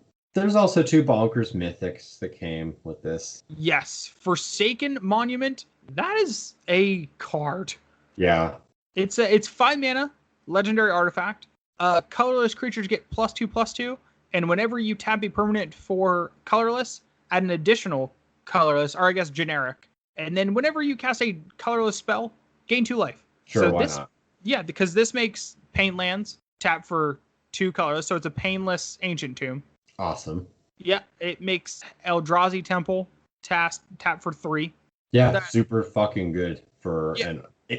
there's so many good artifact under decks, and this is going to fit into every single one of them. Yeah, any monocolor commander or mono non-color commander deck, this just slots right into. No problem whatsoever. Hell yeah. And one that you don't need artifacts for, Lithoform Engine. This is a 4-drop legendary artifact that reads 2 colorless and tap it. Copy target activated or triggered ability you control. You may choose new targets for the copy. 3 and tap it. Copy target instant or sorcery spell you control. You may choose new targets for the copy. Or 4 and tap it. Copy target permanent spell you fucking control. That copy becomes a fucking token. Are Yeah, you fucking sure. serious? Sure. Have we ever seen this? I don't think so. We might have, but not on something that can just continually repeat that thing. Yeah, I mean, like in blue, like making a token of a copy of target permanent you own is a thing for sure. Yeah. But to do it over and over and just a target permanent spell, like worded like that, especially, it's crazy. What a It is pretty fucking bonkers. insane card. Yeah, just copy whatever the fuck you want. Who cares? Yeah, that's going to be a Commander All-Star. No Hell question. yeah. So many decks will run that. Because who doesn't want more of the thing that they're already putting in their deck? Like, you're putting something in your deck for a reason. If you can copy it over and over and over, sure, why not? Without taking more fucking value out of your hand. Oh, yeah. Like, you take away the thing about Commander, the singleton part. Right. Like, that's a bummer sometimes. This just makes it so it's not as much of a bummer. You say it's a bummer. I say it's my favorite part of the format, but it's all Oh, good. no, I agree that it's a great part of the format. But when you can have 2 of a great thing instead of just 1 of a great thing, it's pretty good. Yeah, and I mean, like, in saying that, I wouldn't run this card for reasons that you've influenced, because it does do exactly that, and it will take away from a singleton format by copying those single cards. And so I do 100% to my core think this is the best commander card that was printed in this set. Just like overall, not the best for a color, but just the best overall. But I would never ever fucking put it in any of my commander decks ever. I agree with you 100%. It's more of a principle thing than a power level thing. Yep. But yeah, this is, I think, that, like you said, the best card for Commander in the set on a just generic flatline base. Baseline. What about other artifacts in the set? Anything else stand mean, out to you? Those are the rare ones, are the ones that really stand out to me. Yeah, for sure. Nothing else too crazy there. No, you want to move on to some multicolored cards. I sure do. Oh my god, do I ever. Oh, do you got something you want to talk about, bud? I got one that I like just because I always like it. What is it? Omnath. I fucking love Yes. Omnath. And this just made my Zendikar so fucking risen for the 5th Omnath that is eventually going to come out because it's inevitable now, right? Like It he's has just to be a gonna 5-color Omnath, yeah. yeah, and I can't fucking wait for it. I love mono green Omnath, I love red green Omnath, I love fucking rug Omnath, and now I love this 4-color Omnath. Like I don't care what they do. I always love their arts and I could force myself to like their ability, but I always naturally like their ability. Is a red, green, white, and a blue for a 4/4 when it enters the battlefield. Draw a card. Why not? It's also called Omnath, Locus of Creation, and it has landfall because they all have fucking landfall. Whenever a land enters the battlefield under your control, gain 4 life if it's the first time this ability is resolved this turn. If it's the second time, add red, green, white, blue. If it's the third time, it deals 4 damage to each opponent and each planeswalker you don't control. So again, just trying to influence you to play a bunch of fucking lands on the same turn, which is super cool. Love it. Love the art. Super colorful.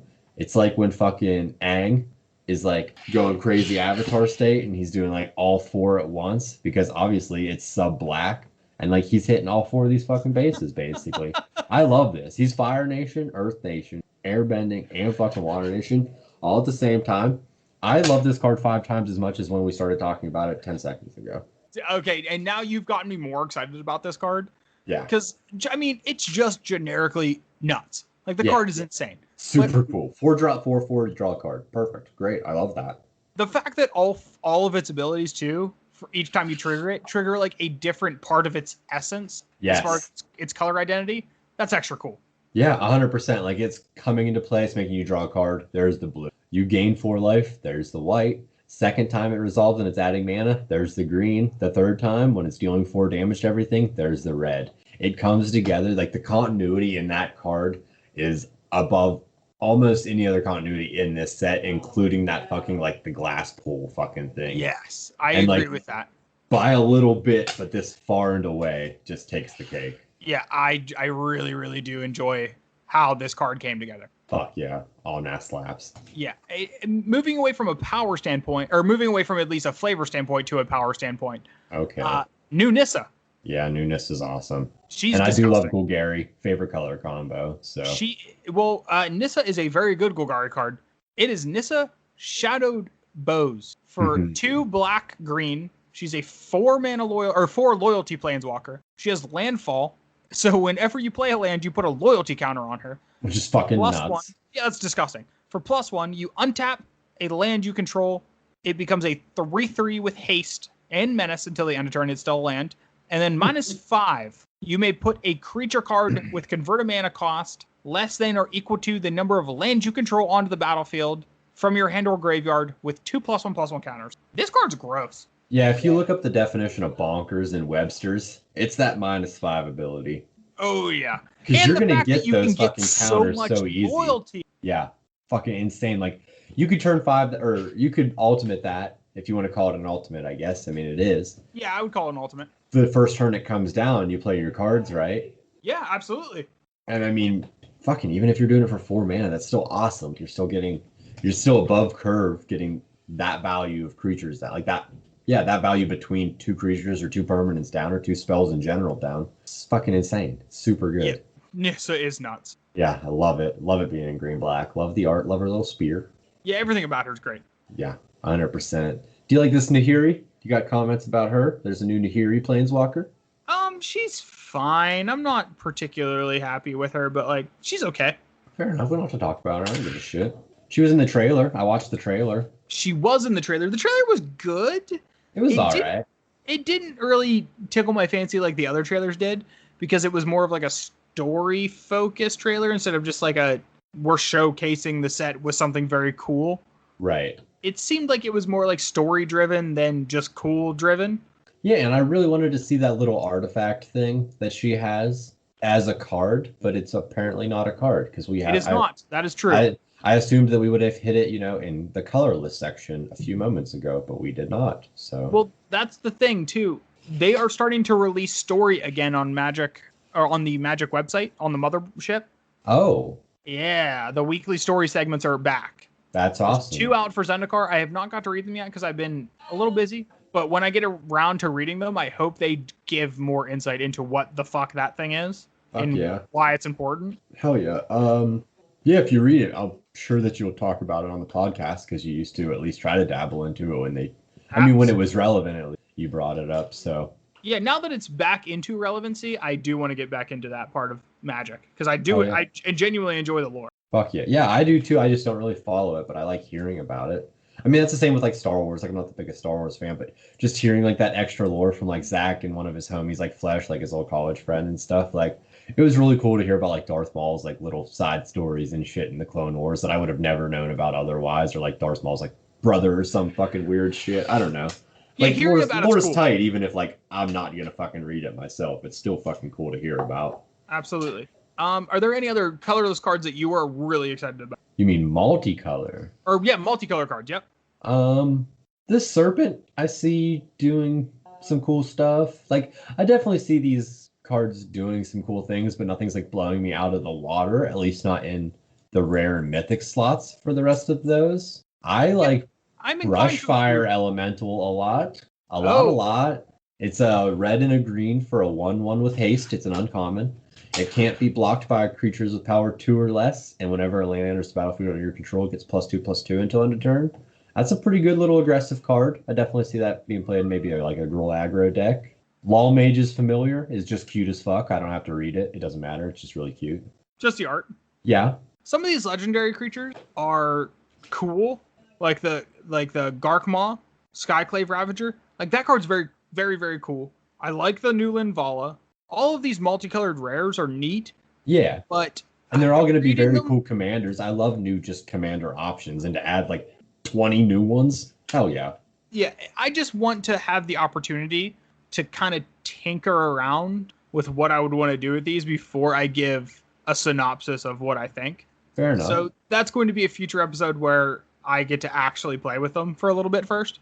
Right. Like you have Zagreus, who could another party commander with potential. Exactly. Phylath is like a lesser fucking Avenger of Zendikar for Gruul, which is pretty neat.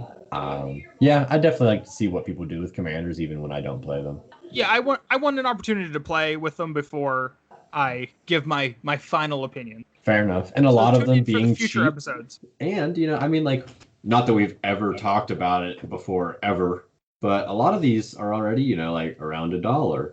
And usually these cards go down in price, and usually they're even cheaper on Magic Online. Oh, weird. What would that be useful for? I don't know, but if they hit 0.05 ticks on Magic Online, maybe we could use them in a format called Wood Nickel. Oh, yeah. I've heard about that format. Yeah, you play Commander on Magic Online, but your whole deck, every card in it has to be less than 0.05 ticks. So you can make a deck for like $3 and you can have a ton of fun with it because there's like 600 commander options. And hit up the Fetch and Shock Discord, which you can find a link to in the Fetch and Shock Twitter if you have any interest in playing that with us. Look at that plug. Yeah. Do you want to move on to the lands? Yeah, I mean, we could touch on the lands briefly. There's not anything crazy. There's kind of something to talk about here. Besides the rare flagship ones, yeah. I mean, I'm really into these, though. Yeah, these are a big deal. The power level, I think, isn't huge in these, but that doesn't mean they're not cool, right? Like, they don't enter tapped. They do not. You're right. I mean, which is the cool part. So they're not tapping for both, sure, but these are the perfect turn 1 through 3 lands, which is where you want them in a lot of formats. See, I feel like these are more of the perfect later turn lands, because I think they're better lands for early turns, at least in Modern, in my mind. Okay, yeah, that's what I was thinking. Yeah, like the lands that enter the battlefield untapped if you control less than 3 lands. Those are better than these early, but these get so much better late game because let's say you need that extra blue to cast Cryptic Command. That's where you get the value from, like this blue-red flip land or the black blue flip land. Like these get much better as the game progresses because then you know what color you need. I got you. Yeah, I like these lands. Fair enough. Yeah, super duper. Yeah, they're very cool. The art on all of them are very fucking good. Yeah, big fan. Yeah, nothing else crazy. It's a Zendikar set. There's full arts, and the full arts are new and good. Who would have thought? Yeah, weird that full art lands would have good art. Yeah, and I love them printing these full art sets anytime Zendikar pops up or anything like that. I love the prices of these lands going down because I like some sauce in my decks, and being able to put cheap basics that have a lot of sauce on them in them excites me. Yeah, never a bad thing. No. And when these things used to be like several dollars and now they're like a quarter, I love that. All right, Yeah. dude. That's Zendikar Rising. We went through every single card word for word. Yeah, every single card that's ever existed that has Zendikar in the title. Since we covered it. Alpha. Oh, no, just Zendikar, not since. My bad. No. Yeah. Okay, but now that we covered this set in its entirety, which we definitely did, what do you think overall of Zendikar Rising? Give me a grade, 1 through 10. Oh, a grade 1 through 10 in reference just overall? Yeah, just overall. All right. Face value after just going over it, following the spoilers, kind of thinking about its applications in a few different formats. I'm going to give it an 8, and I wanted to give it a 7 originally. But because of Party actually single-handedly bumped it up to it. Oh, I see. Okay, I can get down with that. Now, this does not, for me, seem like the most fun, like, set to draft. Like, yeah, it's going to be super fun, but not the most. Landfall is always fun. I don't know how crazy Party is going to get, because, like, drafting different pieces of that's going to be really hard. Oh, absolutely. But maybe I'm wrong. Maybe half the time there's just enough of those Party cards to where at least throwing them in here and there, they have like enough versatility where it's worthwhile. We'll see.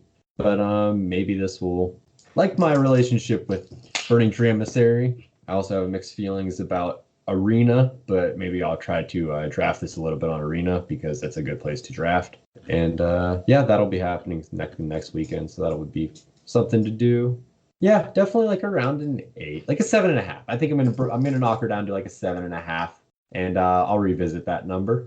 Okay, I can get down with that. But yeah, I like a lot of it. I'm bored by a lot of it. Like a lot of it's like really cool, but not super interesting for me. The art is out of this fucking world, like so consistently. So props to the art director or whoever does all that, and much more importantly, the individual artists. Yeah. Yeah, I'm sitting at about a 7 for this. I got you. Justify that. So the flavor feels there for me.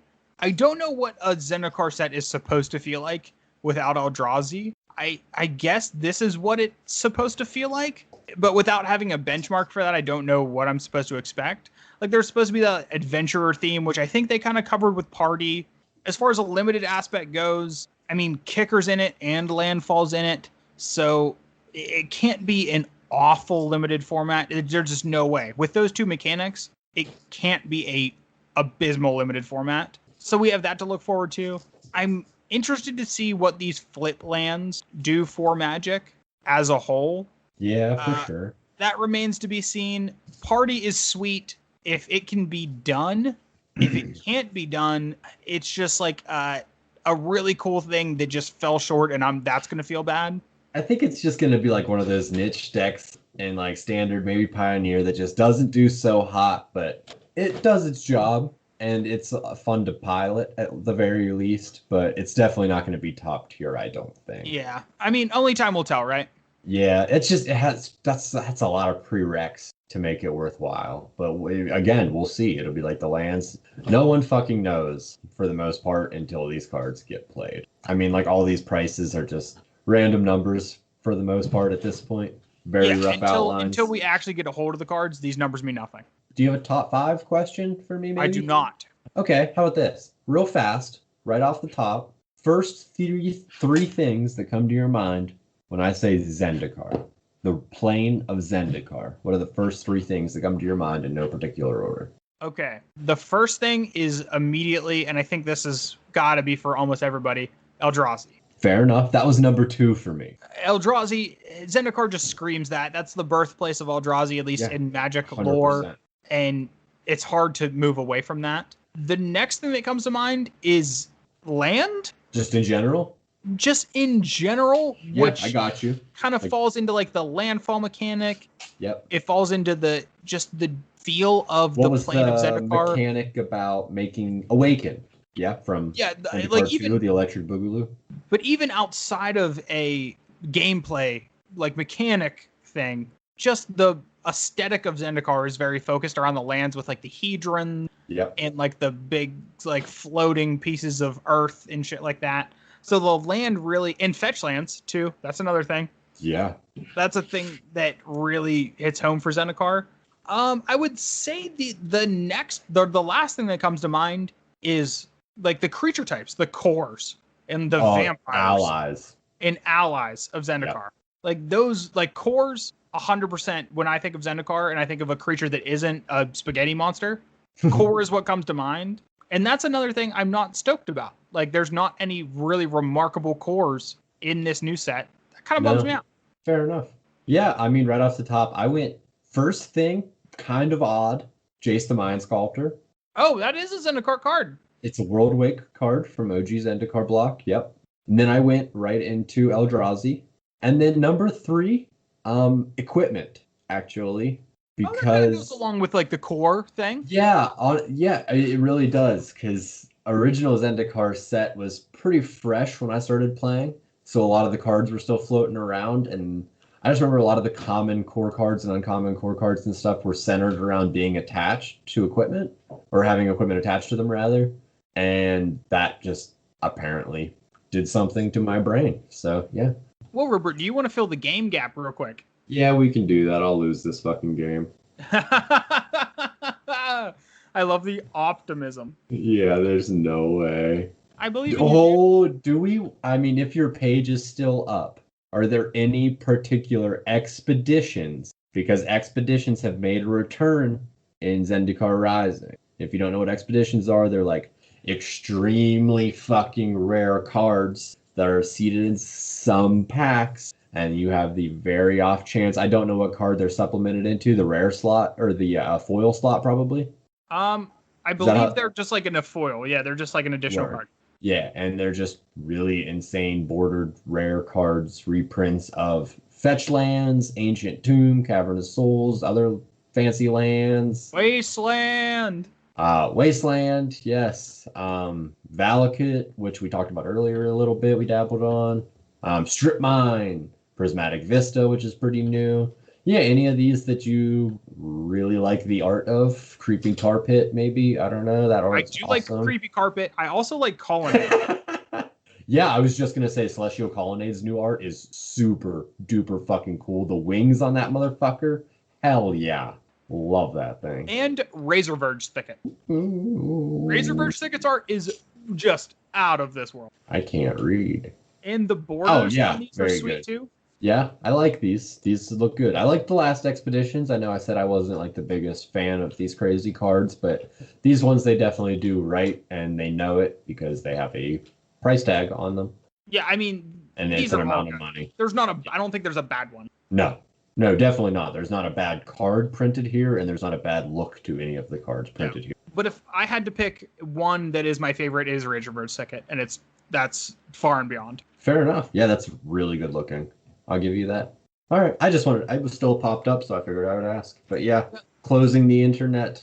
Well, I'm opening the internet because we got to move on to our game. That is accumulated knowledge, ladies and gentlemen. So every week we close out the episode by playing accumulated knowledge. It is a game where I go to the Scryfall website and I hit the random card button. A random card pops up, and I am going to ask Rupert the name of that card. He has to give me the mana cost. If he gets it right, he gets a point. And if he gets it wrong, he never gets to play a card from Zendikar ever again, even if it's a common. Sorry, dude. Well, that's inevitable. You get 3 hints, Root, and you have to get 3 out of 5. I've never actually played this straight up. No, I'm making you play it actual, straight up, accumulated knowledge. No funny business here.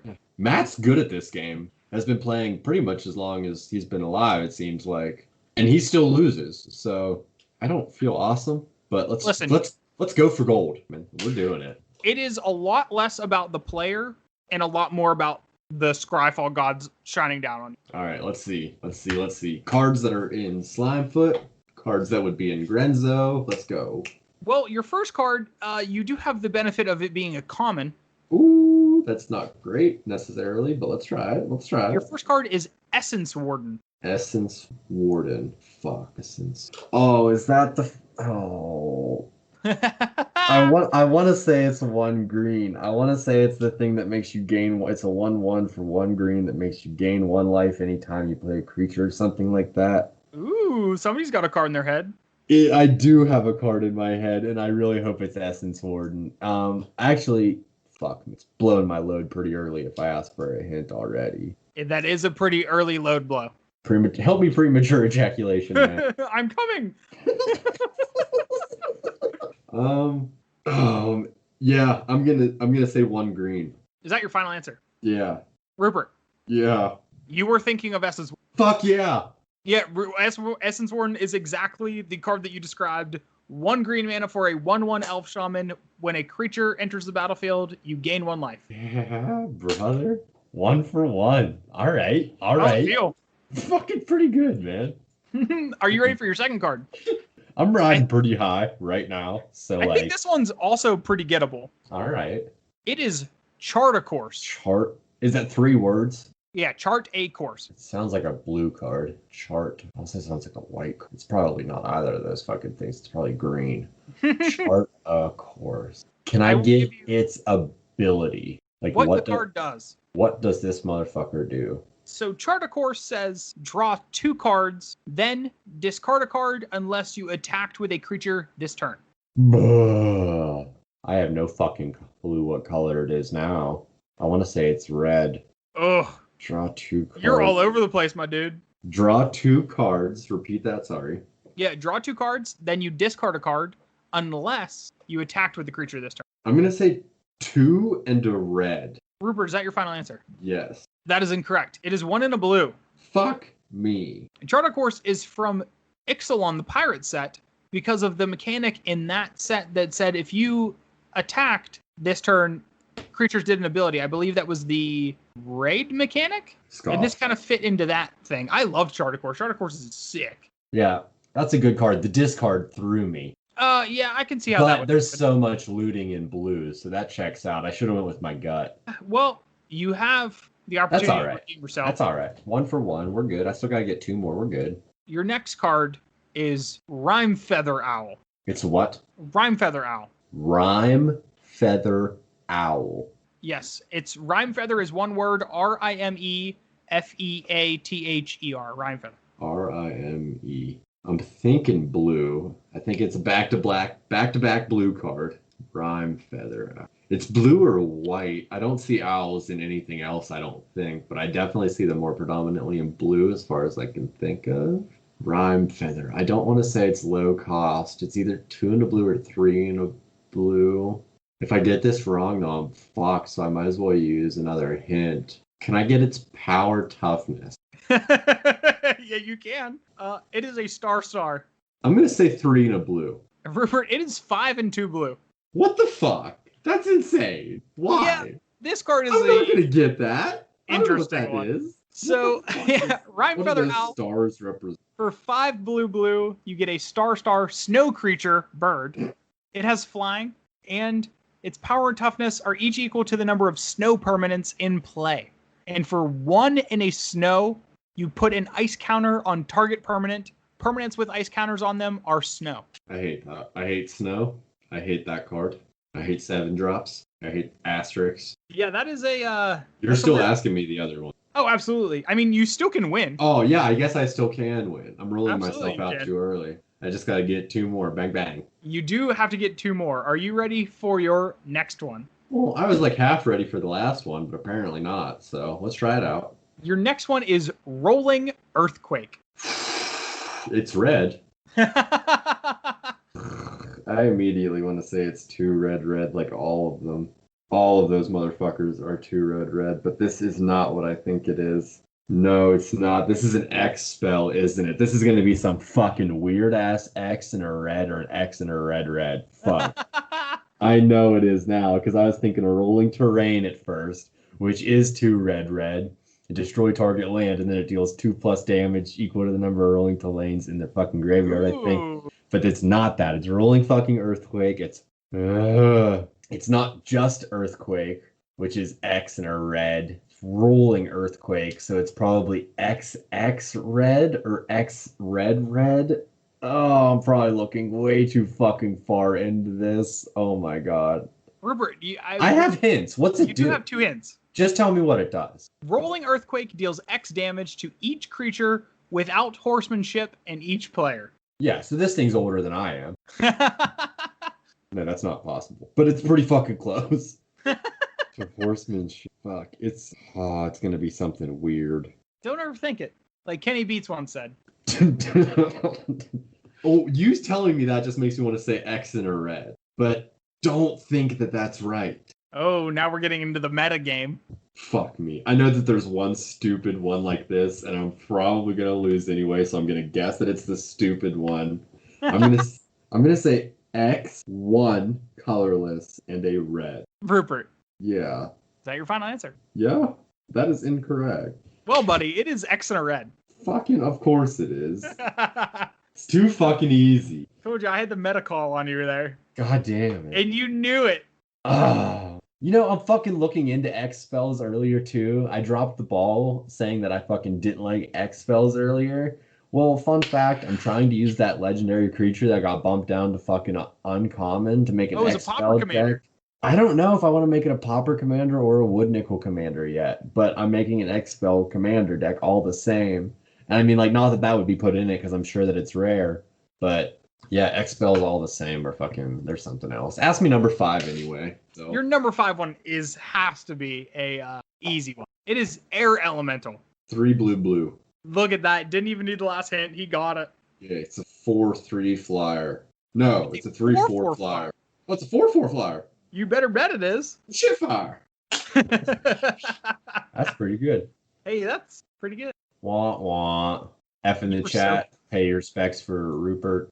F in the chat, indeed. I'll open up a GoFundMe. Support the Roops. This is a big loss. It's a big L. You're getting the W here. I'll probably still snake something. But oh yeah, you're absolutely still getting the shout out this week. Yeah, naturally. Yeah, I'm not gonna kibosh it from you. Every time we have a guest on here, people just know that they don't even have to fucking answer any questions.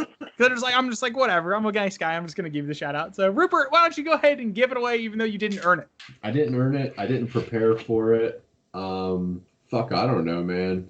Oh, big shout out to this Wiley artist. Let me fucking Oh yeah, the dude. He was pretty much front and center for our entire episode. Yeah, Wiley Becker. All right, I am now going to his fucking website. This guy looks okay. I know why I love this guy's artwork. It reminds me of John Dyer Baisley's artwork. The guitarist for the vocalist and guitarist for Baroness, the sludge metal band.